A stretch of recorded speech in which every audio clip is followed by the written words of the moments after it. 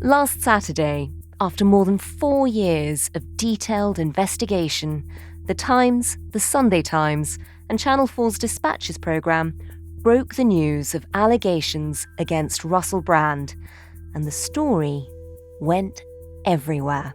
The Sunday Times headline is accused Russell Brand, the sex predator who hid in plain sight. Russell Brand under fire after multiple women have accused him of sexual assault. Sexual assaults, including rape.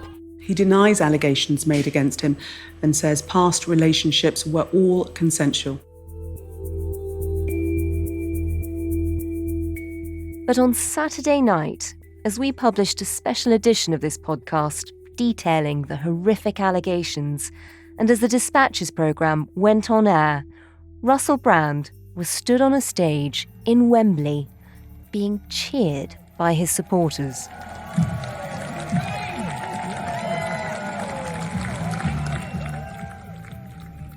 Since then, YouTube has stopped Russell Brand making money from his videos, and the BBC has pulled a number of TV and radio shows featuring Brand from their platforms. And it's led to soul-searching conversations about how much of it was ever really appropriate. It'd be very nice to meet you one day, Mr. Jimmy Savile, just, Well, if you've got a sister, you could meet me by bringing her along. I mean, I haven't got any sisters, I but don't usually meet fellas, but if you've got a sister, that's okay. I've got a personal assistant called and part of her job description is that anyone I demand she greets, meets, massages, she has to do it. She's very attractive, Jimmy.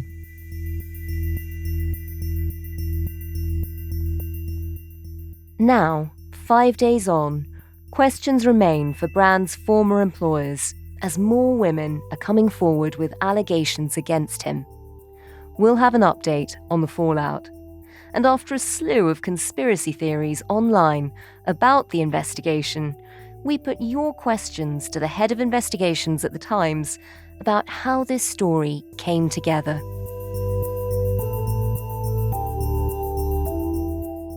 You're listening to Stories of Our Times from The Times and The Sunday Times. I'm Manveen Rana. Today, an update on the Russell Brand investigation.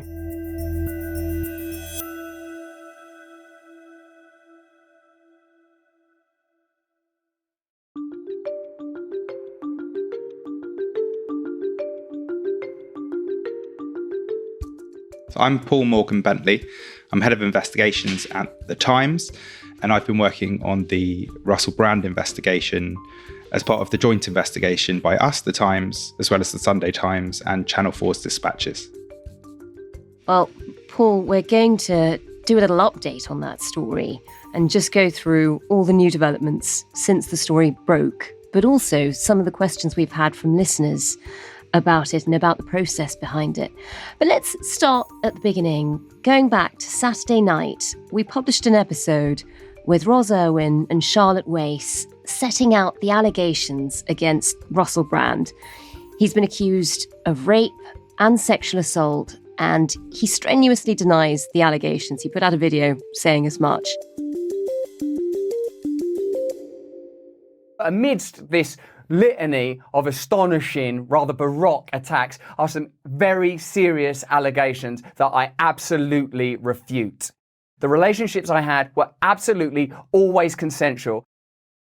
Just going back to the start, talk us through your role in this investigation. So we have been working on this investigation for a very long time.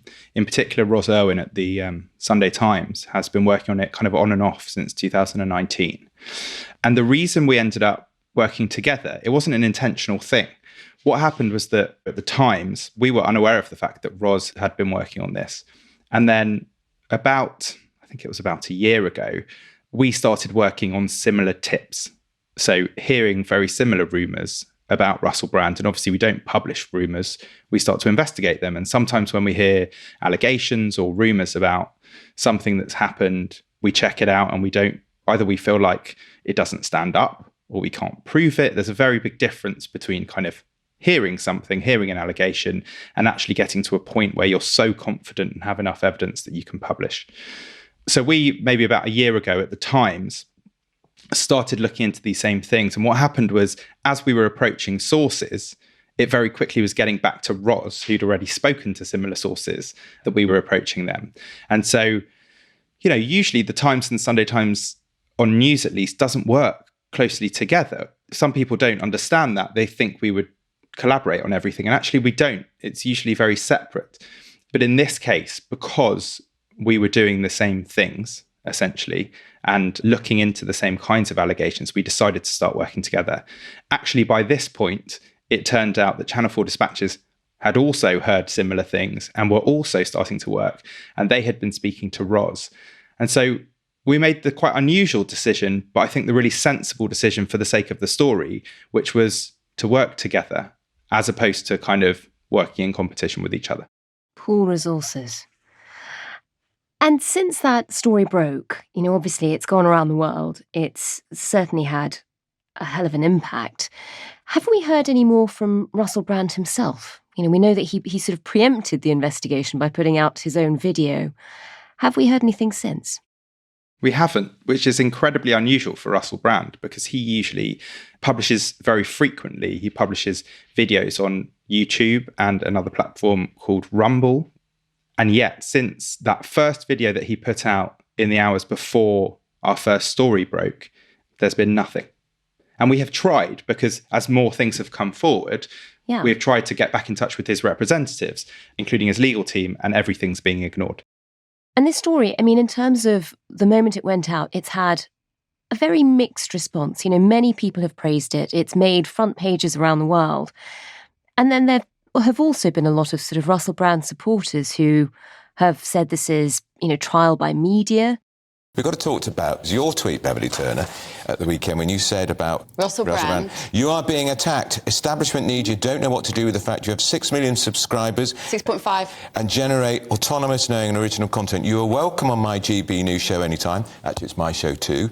We are mainstream media, but we are not establishment media. If he'd offered to come on this morning, we'd have had him, let's be honest. But we are not establishment media. There's a difference. Keep going. This proves you're winning. You're a hero with a love heart emoji. Yep. Bev, that is shameful. You're a hero, love heart. Let me tell you why he's winning. He's winning because he is a man who generates his own content under his own speed, under his own expense. Yeah, he is a threat to all of these newspapers. Well, that's more important. One of our listeners simply wrote in with innocent until proven guilty.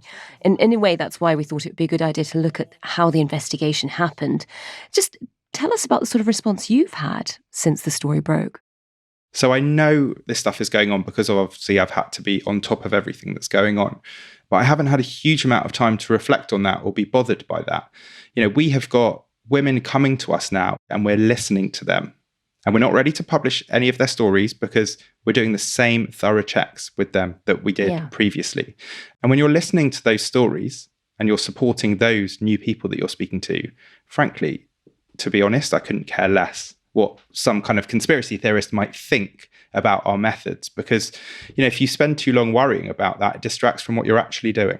Yeah. One of the questions we've had from a listener, and this is from Tony Reed, says, amazing reporting, it's why I subscribe. His question is, when did you know you had a story rather than just a rumour? Yeah, it's a really good question, because we have to ask ourselves that kind of question quite frequently.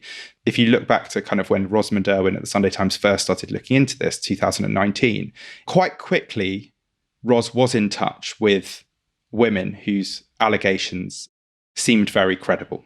And then the hard work begins in interviewing them and re-interviewing them. With everyone we've spoken to, we've had to do that delicate thing, which is absolutely listen to them and take down everything, but then also see if it correlates with other evidence. So if someone says, and then on this date they were somewhere, can we see if Russell Brand was in fact in that country at the time? Do they have any text messages? And then once they've shown us the text messages that they do still have, that number that they have in the phone for Russell Brand, can we see if that is the number he was using at the time? From other independent sources who don't even know what we're doing, we do all that very careful work with everyone that we speak to. But the truth is that as we've been working on this, the types of allegations that we've heard and the consistency in what's been said, we have felt the strength of the evidence has meant that it was very obvious to us that we should keep going. And, there have been some questions about, why have all these women come out right now? Yeah. I mean, some of our listeners wanted to know, were you contacting them? Were they contacting you? We very much were contacting them. And this is just the point at which we've been able to publish, because after lots and lots of work and legal work, etc., we're at that point. They have not all come forward together. They didn't know each other. They still don't know each other. The way we worked was, you hear these types of allegations and you start getting in touch with contacts. Yeah. People that might have worked with him in the past, or, we have to be very careful to protect who our sources are. But you call a number of people, you try and speak to people, and some people slam the door in your face or put the phone down. And some people say, I've been waiting for someone to come and ask me about this. And actually, I need to put you in touch with someone else, because that person has told me in the past that their friend, and then what it's like as a journalist, because you do this job as well. Every time you're given a new number, a new person to contact, it keeps moving. Yeah. And eventually, in each case, at some point, we've been put in touch with a woman who has then said, okay, let me think about it, and then has decided to speak to us. So it's not like they've all suddenly decided to come forward. What in fact has happened is, after each of them has been approached at different times in the last 4 years by reporters from either the Times or the Sunday Times or Dispatches, they have then made a decision that they do want to speak to us. And of course, it's not really up to a journalist to be a jury on these matters. We just have to present what we find in a fair and responsible way. Another question that we've had a lot from people on Twitter is, why now? Were there other people looking into the story in the past? So we know for sure that many other publications have made inquiries, because sources that we spoke to have said, oh, I've been called in the past by this organisation. But we also know that's not got anywhere. They haven't ended up publishing. Now, I don't know, because I don't work at those organisations, why they stopped, or whether there was some kind of legal threat. I can't speculate about that. But I know, from having worked on this for a while, that I can see why that might happen, because it's such a high bar, because the evidence has to be so good. But also, something else that I think people might not realise is, obviously, we've published these 4 allegations. We've spoken to lots of people. We've spoken to lots of women as well, whose stories we did tell in our coverage that weren't those 4 main sexual assault allegations. But also, there are other women that we are very much in touch with, and have been for a while, who might have allegations that seem very credible, but we haven't published them because they don't want to. It's every person's choice whether they want to come forward and say something else. And what happens in a story like this is that, let's say you're speaking to 3 different women who have allegations. For them all 3 to feel strong enough at the same time to do it, different things happen in people's life. Someone might be getting married, someone might be having a child, and not want for this all to come out at this point in their lives. So it's also managing those relationships to make sure these women really do want us to publish, because we don't want to do anything that they don't want us to do. We did have a lot of people asking why we'd anonymised the women, why their names weren't out there. Just talk us through the decision-making process behind that. The one thing I should make very clear is they're not anonymous to us. We obviously know who they are. We have done our checks. We're satisfied. We have to ask them really, really difficult questions about whether they have a criminal history and their employment in the past. And we have to be sure that we trust them, and we are. And we feel so confident about them. So they're anonymous in the stories, in the published stories, because that's their choice. It's absolutely their choice. In some cases, it's because they don't want the publicity, they're not public figures, or sometimes they also just don't want their families to know that they are an alleged sexual assault victim. It's such a personal thing for people close to you to know about you, but we obviously know who they are. And a number of people were also asking whether any of the women were paid. Can you just sort of clarify that point? No, very clearly. None of them have been paid.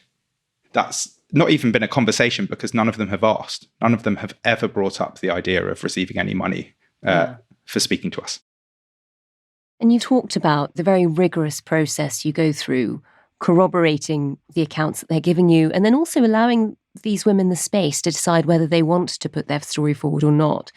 Can you give us a sense of how many women you were talking to? I know Ben Taylor, the editor of the Sunday Times, speaking to Times Radio earlier this week, said that at one point there were 14 women. There was an interview that Decca Aitkenhead did in 2019, which was an interview with Russell Brand for the Sunday Times magazine. And She had asked him about various allegations that have been widely circulated in the show business world, and he became very angry, and there was a big row with his PRs. I mean, a version of that exchange appeared in the magazine. It's there on our website if people want to look it up. And after that, the newspaper realised that there was more to be had here, and the magazine editor and the head of news at the time asked Ros, who I know you've had on the programme, to start looking at it. And then it became, frankly, one of those stories that was always in the background in the office, but we never really felt that we had enough to publish until we really got going on it about a year or so ago. And at one point, I had a meeting in my office, I think it was earlier this year, and I've still got the notes from the meeting. And there are 14 women on that list, all of whom we had contacted or come to us in some form. Now, not all of them have gone on to appear in the newspaper. We ended up publishing the stories of 4 in particular. So that gave me an idea as editor of the scale of the allegations that we were talking about. And you mentioned that more had come forward since the story broke. Yes. Will there be more to come?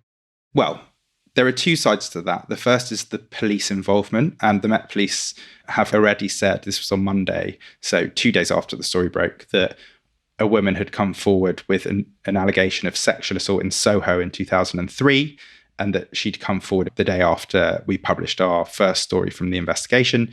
Now, we don't have any information about what that allegation actually involves. The police will be doing work with her. So that's one part of the kind of people coming forward.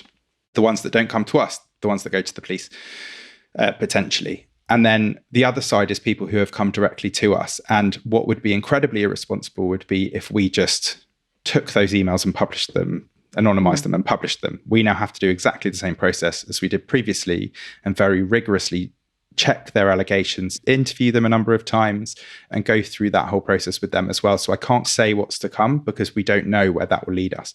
And you mentioned the police there. I mean, we did have a number of people who seemed to be asking on Twitter why you didn't go to the police with these allegations. Do you sort of want to explain how that part works? Yeah, I mean, I think I can be really clear about that as well, which is that the women didn't want us to. That would be a complete betrayal of them if we passed on their very sensitive details that they'd given to us and trusted us with to an authority. That is not our role. It's always been up to them to go to the police. We certainly didn't stop them going to the police, and we have made it very clear how they can go to the police. The other thing to say about that, and I can't talk to that hugely as a man, but having listened to lots of women talk about these kinds of issues, there is a reluctance to go to the police because conviction rates are really, really low. And it's 2-3 years of your life, which can essentially be ruined by a process which then ultimately is quite unlikely to go anywhere. They're worried about not being believed. Rape cases, sexual assault cases are very, very hard to prosecute because so often it's one person's allegation against another person's allegation. Actually, in one of our stories that we told, the evidence is incredibly compelling. It is an allegation, but there is evidence, which are the medical notes from a rape treatment centre that the woman attended in the day after her alleged assault, and text messages that were sent afterwards in which at one point she says to Russell Brand, no means no.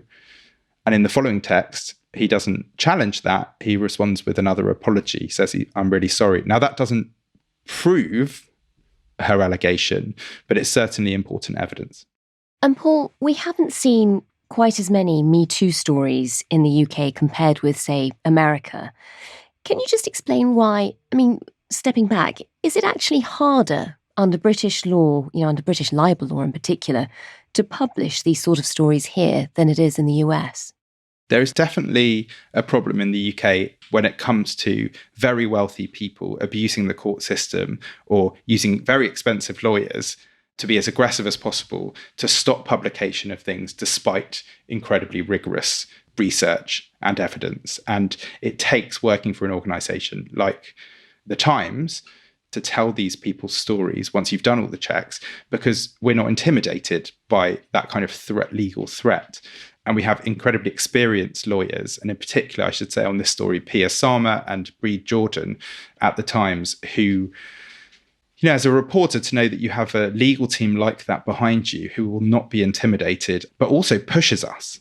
They don't give us an easy ride. They absolutely hold us to account and make sure that we have done our jobs as thoroughly as possible and then assess what we have done. But if they are confident in what we have done, they will not be intimidated. The problem is, you have lots of local media organisations that might have these kinds of stories and will be intimidated. And then it means that very wealthy people can get away with things, knowing that they can bully their way into hushing things up. But at the Times and the Sunday Times, we are determined not to allow that to happen. One of the stories that was published over the weekend in the investigation was the story of a woman who we're calling Alice. We're protecting her identity. She alleges that when she was 16, she had a relationship with Russell Brand, who was 30 at the time. And she says that the car that would move them around and once even picked her up from school was a BBC car. So just talk us through the questions that are now facing the BBC. So there is a focus now as well on the BBC and Channel 4 in particular about the kind of enabling of that kind of behaviour and whether more could have been done to have prevented Russell Brand allegedly mistreating women in a certain way. We know that at the BBC, for instance, while he was a very high-profile radio presenter between 2006 and 2008, sources have told us that there were a number of complaints about his behaviour in the studios, including allegations that he was using the toilets on the premises to have sex with BBC competition winners, that he was exposing himself in the studios, urinating in the studios in front of other people, including guests, that he'd exposed himself to another female staff member. We don't know much about this other than very good sources have told us that, because the BBC has refused, when we've asked them under the Freedom of Information Act to release that information, it's refused, saying that it's personal information, essentially, and that it would be unfair to Brand for them to release that. However, in light of our reporting, the BBC has now launched an inquiry and says that it will be fully transparent and that it will look into the full history of complaints about Brand when he was a presenter, but also, in particular, what Alice says. And what Alice says is that he used his BBC car to ferry her about sometimes when they were in a relationship when she was 16. That included taking her to or from her grandma's house, but also on one occasion, the BBC car picking her up from her secondary school when she was 16 so she could play truant and visit him at home. And now that obviously raises questions for the BBC and the kind of oversight of its stars, because if you are sending a car to the address of a school and no one notices that, that's quite worrying, in my opinion. And there are lots of questions about his manager at the BBC at the time was someone called Leslie Douglas, the controller of Radio 2 and 6 Music, where he worked. And he talks very openly in his memoirs about their relationship and how she, in his words, indulged him. He says something like, "She indulged me as any good woman should," in a really kind of misogynistic way. Yeah. And a claim from him that she said that he could do what he wanted on his shows. And, when you go back and listen to the output that the BBC was putting out, it is incredible with hindsight. When Russell Brand was working for BBC Radio was when he made the call to Jimmy Savile on air during his show, and it was in May 2007. And we should say at the time, Jimmy Savile's crimes hadn't been exposed, but still, it's incredibly misogynistic. It'd be very nice to meet you one day, Mr. Jimmy Savile, just, If you've got a sister, you could meet me by bringing her along. I mean, I haven't got any sisters, but... I don't usually meet fellas, but if you've got a sister, that's okay. I've got a personal assistant called and part of her job description is that anyone I demand she greets, meets, massages, she has to do it. She's very attractive, Jimmy. Well, that's a good start. What kind of start? You could send her along to do some research. Would you like her to wear anything in particular, Sir Jimmy? I'd actually prefer her to wear nothing. Right. So you want my assistant to meet you naked? Okay. Well, that's not going to be a problem. And he openly, on a number of occasions, sexually harasses the BBC newsreader and jokes about going under the desk. And she apparently made lots of complaints about this, but it carries on. And there was very little oversight of what he was doing. And the BBC were publishing it. And actually, in Wednesday's paper, we published comments from Tim Davie, the Director General, who had spoken to staff at the BBC following our reporting and talked about how he had listened back and he just was disgusted at what the BBC was putting out at the time, saying it was completely unacceptable material. And the BBC has also removed a number of TV and radio shows featuring Brand from its online catch-up services now. When you look back at what was being said in those shows, it just seems remarkable that it was happening so recently and so openly. And for her part, we should say that a representative for Leslie Douglas said Ms. Douglas did not at any time encourage, enable, or fail herself to take any adequate steps within her power with regard to the conduct of Mr. Brand, of which she was aware. Another story that's being talked about quite a lot on social media at the moment is Russell Brand's last appearance on a big mainstream comedy show. This is The Roast Battle from Comedy Central, and he was the judge in the first series alongside Jimmy Carr and Catherine Ryan. Just tell us a bit about that. Well, this roast battle, there's that kind of comedy idea of a roast where people are very kind of horrible to each other in a jokey way. And so the idea was almost like an X Factor style judging panel. I thought it'd be like Strictly Come Dancing, and I'd be like Craig Revel Horwood. I'd just make a sort of a sly little remark at the end. Your timing was off. Your clothes were rubbish. Perfect. Exactly. That's what I was anticipating. Instead of which, mate, I was hauled into this cyclone of condemnation. Like, people were like, mate, the Katy Perry jokes here, all sorts. And I'm like, well, I'm not doing this, right? And having spoken to sources on that programme, it transpired that while Russell Brand agreed to be on it, he clearly didn't have much of a thick skin. And Catherine Ryan made a couple of jokes about him that he didn't like, apparently, and including one where she mentioned him having victims, the victims coming out, which is a hint at all these rumours were swirling about, but nothing had been proved. Catherine Ryan has separately talked on a podcast about calling out a predator that she worked with at some stage. Lots of people have tried to nail this person down for their alleged crimes. But this person, I believe very strongly, so do a lot of people believe very strongly, is an open secret, is a perpetrator of sexual assault. And I, in front of loads of people in the format of the show, said to this person's face that they were a predator. You said it on the show, not backstage. No. But again and again. But did they keep that in the episode? No. And she has never confirmed that the predator she was talking about on that podcast was the same incident. So we have to be a bit careful there because she hasn't confirmed that and she doesn't want to. But we do know on Roast Battle that happened, and then there were subsequent series and Brand wasn't hired again. So that was a programme that aired on Comedy Central. We've already talked about the BBC. The other broadcaster who employed Russell Brand at the time was Channel 4. Does it just raise questions about how much these broadcasters knew? Have Channel 4 said anything since this story broke? Having done this investigation, we know that at Channel 4 specifically, in the early 2000s or mid-2000s, when he was presenting eForum, which became Big Brother's Big Mouth, the kind of spin-off show for Big Brother, sort of a huge programme, there were loads of concerns about his behaviour, particularly towards female members of staff and female audience members. So asking a runner to approach audience members so he could get in touch with them after the show.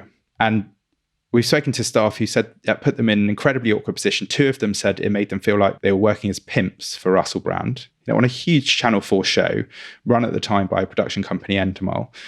But what we don't know is how high those complaints went. We know that junior researchers complained to their managers about it, but what we don't know is if that formally was turned into a complaint to Channel 4. So Channel 4 has now asked Endemol, which has since been bought by another company, to do a thorough investigation. Channel 4 is doing its own thorough investigation. We know that Alice, actually, one of the women we spoke about earlier, who alleges that she had a relationship with Brand when she was 16, she actually went on to work for Channel 4 for a bit. And she talks about how she told people about what happened.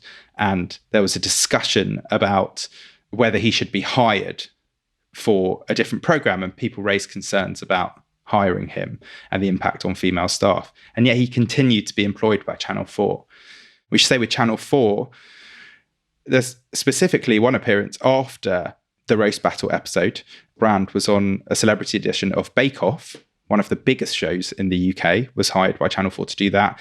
And on that programme, he baked shortbread that he said was a replica of female genitals. I wanted it to be an expressionistic biscuit, like, say, Fritz Lang's Metropolis demonstrating birth, but in shortbread. And around her, the vagina, through which we all enter life, the placenta is at the bottom, standing next to me. I reappropriated a wise man. How many biscuits have you got? Look, I know you wanted 24, Prue, but would you take a glance at those labia and tell me that's not adequate? That was in 2019. So there are questions, big questions for Channel 4 about why they continue to hire him, if internally there were concerns about him, and who knew about those. Since all of this broke, as you said, the BBC have taken his material down from all of their platforms. What happens next for Russell Brand? Since the publication of the investigation, there's been kind of an incredible fallout, which has included lots of different things. Russell Brand was doing a live tour, which has now been postponed. Charities have stopped working with him that worked with him previously, including a domestic violence charity. His publicity agent has stopped working with him. His literary agent has said that she's no longer working with him. His UK publisher, because he had a book that was meant to be coming out in December, they have postponed their work with him. His biggest reach, Russell Brand, is online. And on YouTube, he has 6.6 million followers. But on Tuesday, YouTube announced that they had suspended his ability to make money on the site. Because by posting videos, if you have huge followings, you can make lots of money through advertising. He still is able to post on Rumble, although I'm not sure exactly how he makes money in that sense. And he does have a huge following. So on the one hand, it does seem that this may have a very significant impact on him, because mainstream companies are going to be very concerned about the implications of continuing working with him while these allegations are continuing to be investigated. However, what we know, and what you kind of alluded to earlier in terms of his online following, suggests that actually he might be very able to continue doing what he's been doing. He has set himself up over the last few years as a very anti-mainstream online influencer. His videos very much are targeting a US audience, talking about Trump a lot and talking about COVID vaccines a lot, talking about conspiracy theories, even in one talking about the CIA's links to 9/11, just like really shocking stuff. And he's quite careful when you watch these videos, not to state his opinions very clearly, but to just raise questions, so that the types of people who are looking for that content online come to him. There will be huge numbers of followers who just will follow him no matter what comes out and what is alleged. So we'll just have to wait and see, but it will be incredibly interesting. And Paul, for you, since this story broke, it feels like it's begun so many conversations, about the toxic 2000s, questions about the age of consent, questions about why Me Too in comedy hadn't really happened. For you, what are your reflections at the end of what has been an incredibly busy few months?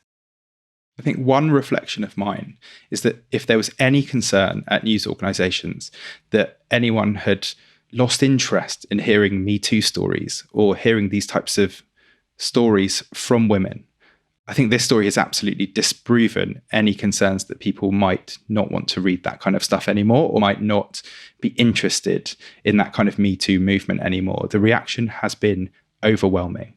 We have had huge numbers of people who have wanted to read about these allegations, who have watched the documentary.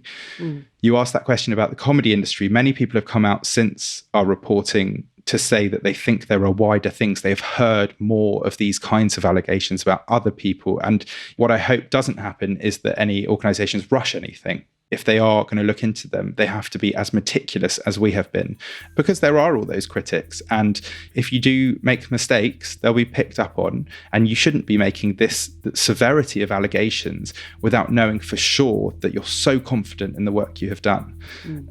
So that is a real reflection of mine, actually, that the Me Too movement absolutely carries on.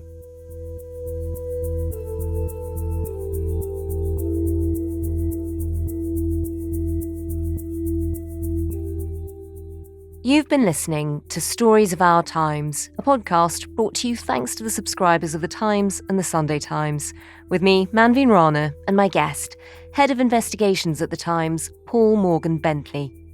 You can keep up with all the latest on the Russell Brand story at thetimes.co.uk with a subscription, and if you're a student, you can now subscribe for $9.99 a year.